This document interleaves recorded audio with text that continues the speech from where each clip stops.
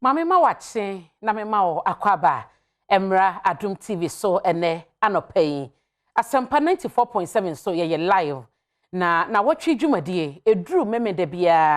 na Nnawotwi bosei dia na yatena se eye nsem de koso o man Ghana mu na ye bedi mu nkomodema o na ye yimbu de beka se ye ka ho asempa na emu kitan de droso no na ye yi edema o edian meje so ene abena pokoa ahwene ene eye bobosome de toso aduonu nan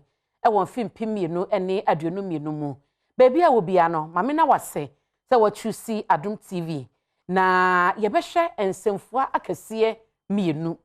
diedi kan no eye awuwo basa ekoso enye owo kekewo se wobeti se obi afirimu na yebedi akire betete mu ano na enipakuo bi nipa bi na abopo na omakuno ya tete hu nsem bebre no ana ene no yebema wo recap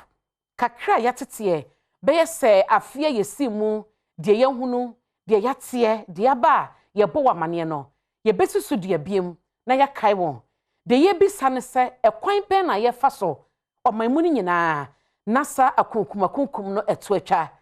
oman ne beye den yesia no ye ni empanyifo bi eba no bambo mu semu a omutima bobe on ye ne omo ebedi nkomo omampani so de nsem bia kwakoto dwa wo UN assembly ya wo chese ba no entoko asie wo Ukraine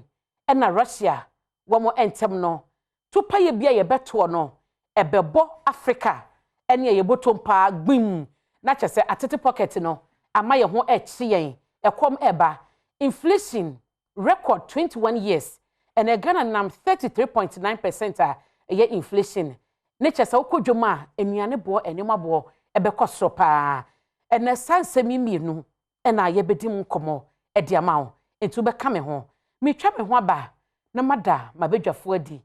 na yewura enkitawodie ni mu ka me ho ye basisia